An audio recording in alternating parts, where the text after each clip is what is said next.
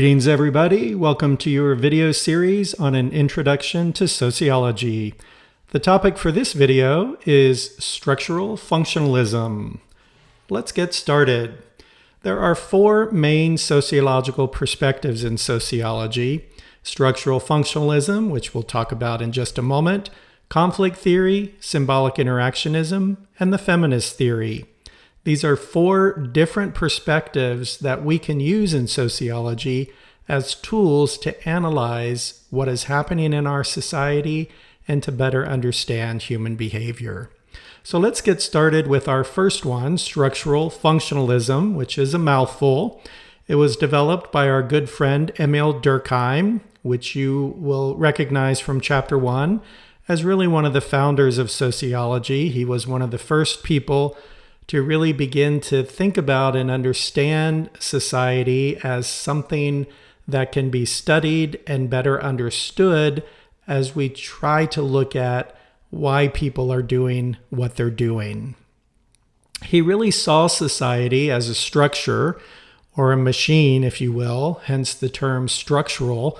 So you can think about understanding his theory as we do a car engine, for example. Car engines are all full of different parts like gaskets and the manifold, pistons, the starter, spark plugs, alternators. Each one of the parts in the car engine serves a particular function or purpose, hence the second term, functionalism. And as long as each one of these parts and pieces of the car engine are working properly, then the car runs smoothly. If anything happens to any one of these parts, then the car is not going to run smoothly and you're going to have certain problems.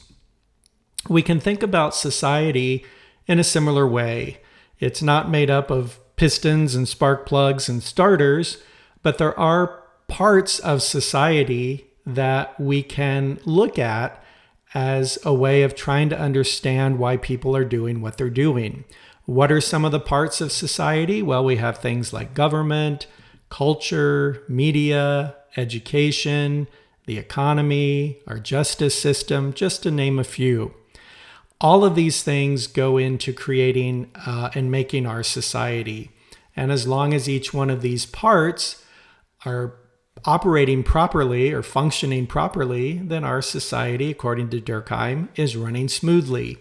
If we run into any problem with one of these parts, or it stops working as it was intended, then society is going to start experiencing problems.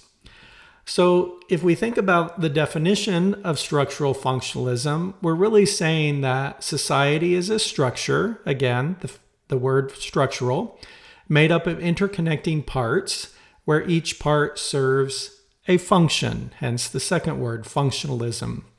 And with each of these four perspectives, there are a series of questions that we're going to be asking as we use the theory to better analyze society. And the questions we want to ask with structural functionalism are: what is the manifest function of the part? What is the latent function of the part? And are there any dysfunctions to the part? When we say manifest function, we're talking about the obvious or intended purpose of the part. What is its intended function? But we know that oftentimes these parts have what we're going to call latent functions, things that are happening within the part that were not intended or are not obvious. And we'll talk about some examples here in a minute. There are also potential dysfunctions to a part that may be bringing harm to society or harm to individuals.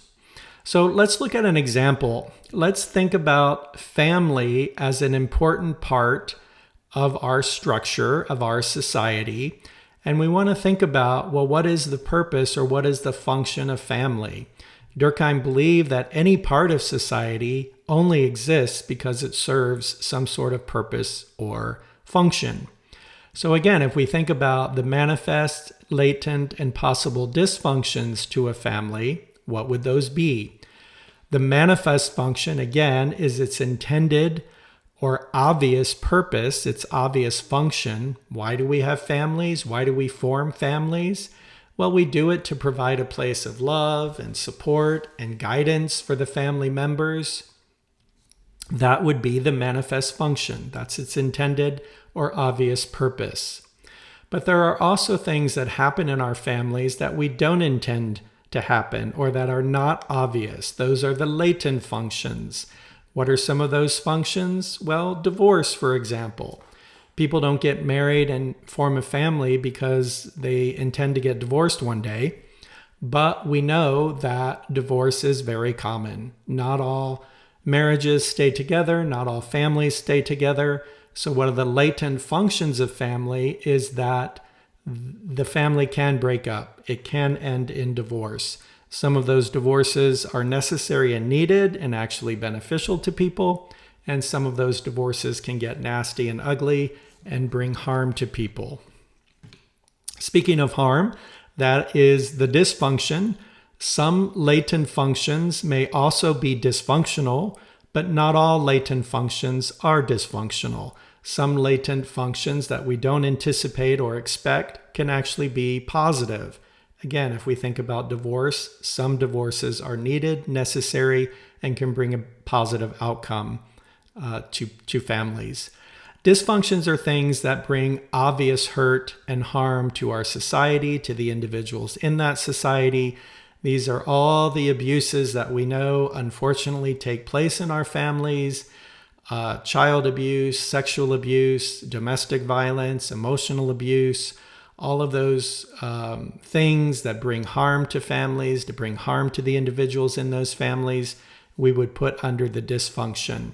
And of course, if there is a dysfunctional part of our society or a dysfunction to that particular part, then we obviously have an obligation to try to address it, understand why it's happening, and perhaps propose solutions to eliminate those dysfunctions.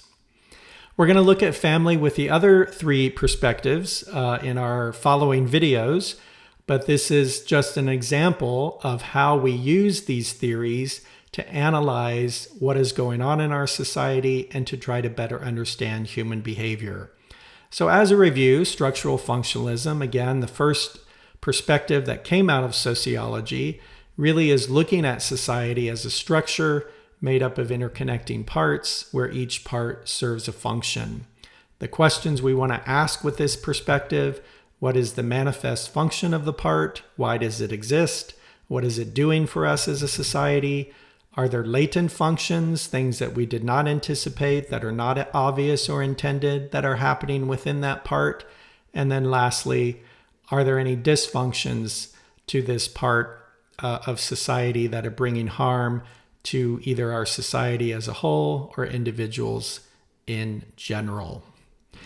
So that's going to do it for now. Thanks for checking in. Never stop learning, and remember, sociology is everywhere.